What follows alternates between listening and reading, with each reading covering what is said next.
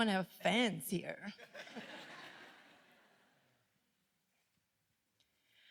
Growing up in Hong Kong, expectations for who you are going to be are often decided before you are born. My parents grew up in a culture where the only acceptable path for their children is to excel in school, get a job at a prestigious company, marry well, and know how to play piano. However, from the day I was born, I was not living up to those expectations. My mom liked to tell me the story that I was such a sick baby when I was born. So it was lucky that I'm even alive today. She also liked to tell me how flat my nose used to be when I was a baby. And her aunt kept telling her that she'll have to pay someone to marry me, as in the ultimate goal in life is to get married. I'm not sure this is true or not, but she also told me they used to put a nose clip on my nose to make it grow taller. I guess it worked, because I have the tallest nose in my family. But friends, don't try that at home. I guess growing up, I realized there's a lot of competition in an Asian family. Who's the tallest? Who goes to the best school? Who gets a good grades? Getting good grades is like an Olympic sport. There's a lot of emphasis and pressure associated with grades. Perhaps there's a reason why there's a story or a joke on the internet that we are Asian and not Bayesian. So getting anything other than an A is not acceptable.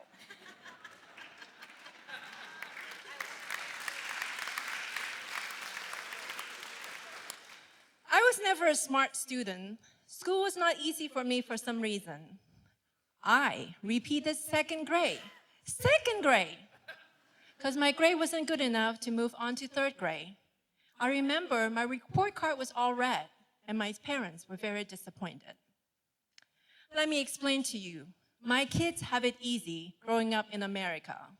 In Hong Kong, we started learning how to spell at 3. At 4 years old, we expected to write in full sentences in both Chinese and in English. Let's not talk about math. They said Asian not good in math?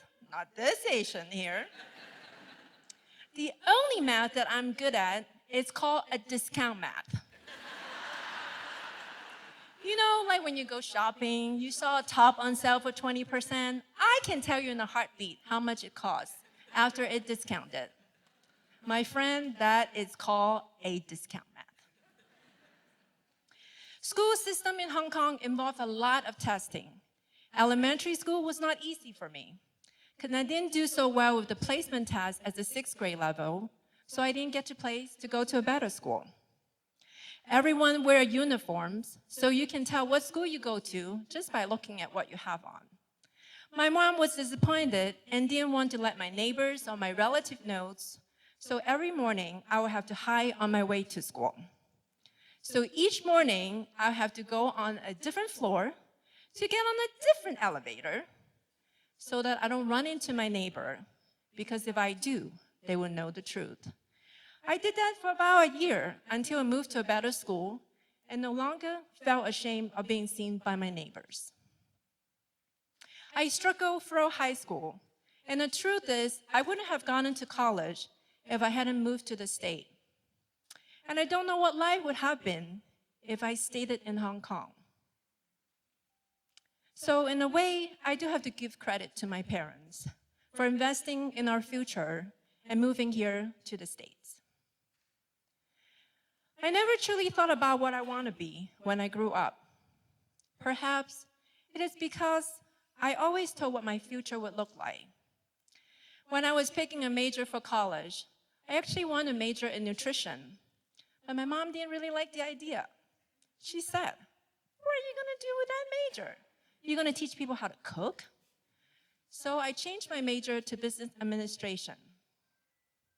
It is kind of funny, however, because I'm now doing exactly what she didn't want me to do. I teach people how to cook. As I got into a workforce, I continued to feel like there was an expectation of me and what I should be. I was always reminded to be responsible, to never take risks, because taking risks is not in our DNA. To be successful, I must be in leadership, to be a director or a vice president. But for me, I just want to be known and recognized as a hard worker, someone that will go above and beyond and prove that I'm capable, even though I don't sound and look apart from others. Don't get me wrong. I was truly blessed and have been given many opportunities in my 21 years in the corporate world. And I have people believe in me more than I believe in myself. However, there was always or also a part of me that felt like I had to keep proving myself. I was supposed to strive for a leadership position. I was supposed to always be available to raise my children and cook for my family. I was supposed to be able to do it all.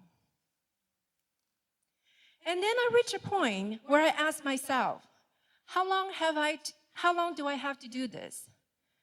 Is this something I want to continue to do for the next 20 years?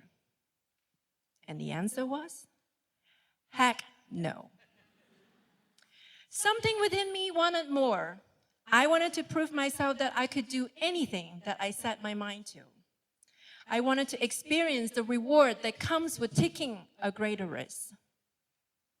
In 2021, during the lockdown, I find myself watching a lot of streaming video. Don't judge, I know you all do it too. And I came across this video of Oprah interviewing Wes Moore, the governor of Maryland. And he said this quote, "I would rather flirt with failure than to never dance with my joy." And that stuck with me. Shortly after, I saw an opportunity to leave my corporate position and decided for the first time to listen to my heart and step out on my own. Starting my business was by far the scariest thing I've ever done in my life. Something I was told since I was little not to do, because it would involve taking a risk. My entrepreneur journey started with Bao Destination, a pop-up concept where I made handcrafted authentic bao, a typical Asian dish. Today, you can find my product in local grocery store. And in a month, I'll be opening the first ever revolving sushi restaurant with my business partner here in Bloomington, Normal.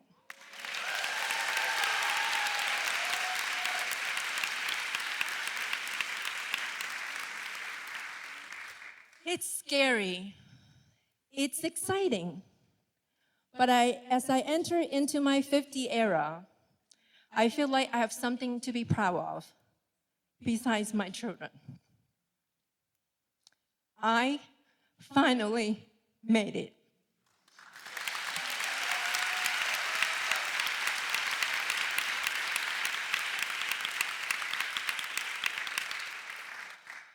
From a kid that almost didn't make it at birth, a kid that had to repeat second grade, a kid that almost didn't get to go to college and finish school.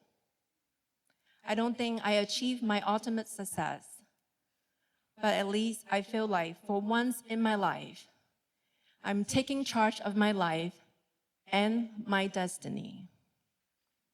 I flirted with failure, so now I get to dance with my joy.